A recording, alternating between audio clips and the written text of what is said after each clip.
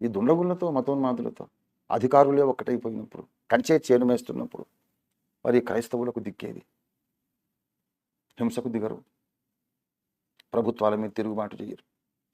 గొర్రెల మంద కదా, సాత్వికులు కదా, ఏం చేయాలి అంటే అసలు పంచభూతాలనే కలిగించి ఒకనాటికి పంచభూతములను లయము చేయబోతున్నటువంటి ఆ సర్వశ్రేష్ఠుడైన పరమాత్ముని కుమారుడైన క్రీస్తునాథుని మనం ఆశ్రయించాలి.